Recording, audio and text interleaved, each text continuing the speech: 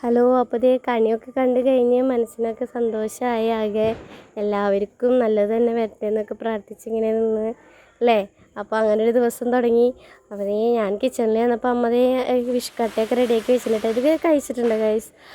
ഞാനിവിടെ വന്നതിന് ശേഷമാണ് ഇത് കഴിച്ചത്. അപ്പോൾ ഞാനൊക്കെ ഒന്ന് കട്ട് ചെയ്ത് സെറ്റാക്കി വയ്ക്കുകയായിരുന്നു. അത് കഴിഞ്ഞിട്ട് പിന്നെ അമ്പലത്തിൽ പോകാനായിട്ട് റെഡി ആവുകയാണ് കേട്ടോ. അപ്പോൾ എൻ്റെ റെഡി ആവലൊക്കെ കഴിഞ്ഞത് അവൻ ഷർട്ടൊക്കെ ഇട്ടിട്ടുണ്ട്. ഇനി മുണ്ട് ഇടിപ്പിക്കാനാണ് ഇരിക്കുന്നത്. അപ്പോൾ ഒരു വിധത്തിൽ എടുത്തത് സുന്ദരനായിട്ടുണ്ട് കേട്ടോ.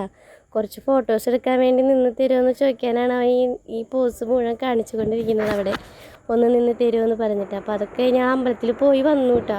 അവിടെ അധികം തിരക്ക് കുറച്ചുണ്ടായിരുന്നു. അപ്പോൾ ഞങ്ങൾ തൊഴുത് വന്നത് രാവിലെ തന്നെ ബ്രേക്ക്ഫാസ്റ്റ് ഇതായിരുന്നു. ബിസ്ക്കട്ട ശർക്കര പാനിയിൽ അങ്ങോട്ട് കഴിച്ച് കൈസ്.